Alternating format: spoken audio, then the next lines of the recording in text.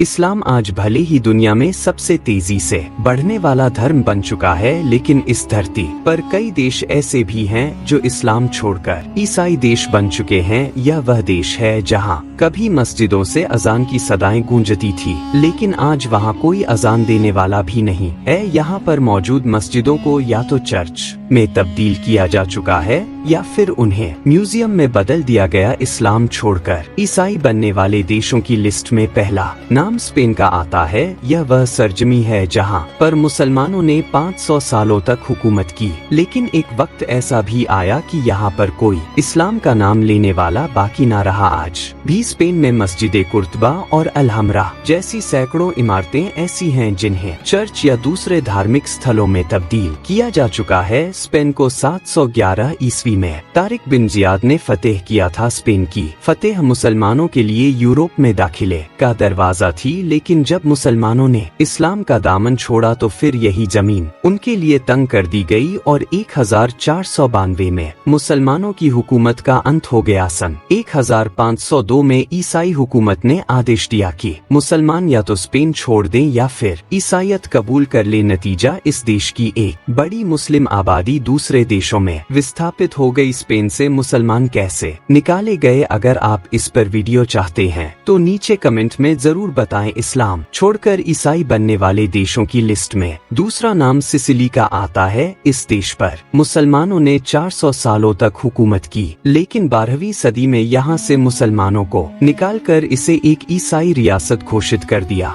गया। सिसिली के शहर पलेर्मो में 1199 में मुसलमानों का बड़े पैमाने पर कत्लेआम किया गया और उसके बाद जब पोप इनोसेंट थर्ड ने मुसलमानों को दुश्मन घोषित किया तो यहाँ के हर गली कूचे से मुसलमानों को निकाला जाने लगा। सिसिली में जब आखिरी मुसलमान को बाहर निकाला गया वो साल था साल 1266। सिसिली जो आज मौजूदा इटली का हिस्सा है, उसके हर गोशे में मुसलमानों की निशानियां देखी जा सकती हैं। कहते हैं मुसलमानों ने मात्र 100 सालों में सिसिली को इतना आधुनिक बना दिया था कि लोग उसकी मिसालें देते थे। मशहूर साइंटिस्ट और फलसफे इब्न जाफर अल सिकली इसी सिसिली में पैदा हुए थे। इस्लाम छोड़कर ईसाई बनने वाले देशों की लिस्ट में तीसरा नाम पुर्तगाल का आता है। पुर्तगाल आज ईसाई बाहुल्य देश है, लेकिन आज से 500 साल पहले इस्लाम इस देश का सबसे बड़ा मजहब था। यहाँ पर मस्जिदों की मीनारे और इस्लामी वास्तुकला के जौहर कदम कदम पर बिखरे पड़े थे। मुसलमान पुर्तगाल में उसी वक्त आए जब उन्होंने स्पेन को फतेह किया। जब स्पेन से मुसलमानों को निकाला जाने लगा तो उसका असर यहाँ भी दिखा और मुसलमानों की एक बड़ी आबादी यहाँ से हिजरत करने पर मजबूर हो गई। जो बचे उन्हें या तो कत्ल कर दिया गया या फिर उन्हें ईसाई बनने पर मजबूर कर दिया गया। यहाँ आज मुसलमानों की आबादी मात्र 4% है और अब धीरे धीरे इस्लाम फिर यहाँ अपने कदम जमा रहा है। इस्लाम छोड़कर ईसाई बनने वाले देशों की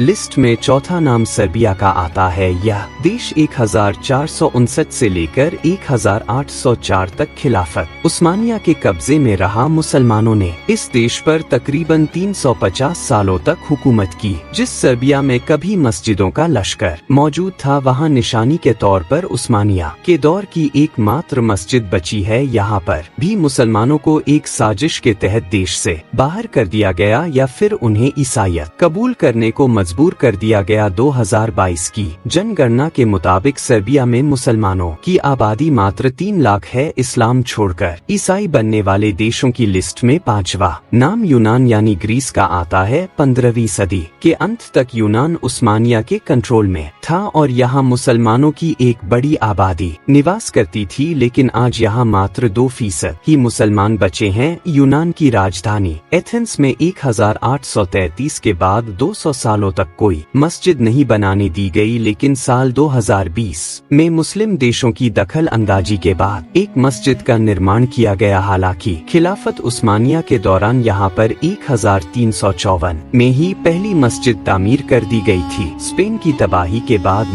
मुसलमान जिस देश की तरफ भागकर आए वह यूनान ही था। कभी इस्लामी हुकूमत का गवाह रहा यूनान आज एक ईसाई देश बन चुका है। इन सब के अलावा सोलोमन आइलैंड, स्लोवाकिया, आर्मेनिया जैसे कई देश ऐसे हैं जहाँ कभी सभी मुसलमानों का राज हुआ करता था और वहाँ आज वह खुद महकूटा के लिए जंग लड़ रहे हैं। काश दुनिया के 57 मुस्लिम देशों में गैरत होती और वह यहाँ पर रहने वाले मुसलमानों के लिए कुछ कर पाते। क्या आप मानते हैं कि सभी मुस्लिम देशों को एकजुट होकर काम करना चाहिए? अगर हाँ तो नीचे कमेंट में जरूर बताएं। अगर एक मुसलमान होने के नाते आपको अफसोस हुआ हो तो इस वीडियो को लाइक और शेयर जरूर करें। ऐसी और वीडियो को देखने के लिए हमारे चैनल को सब्सक्राइब करें, बेल आइकन जरूर दबाएं।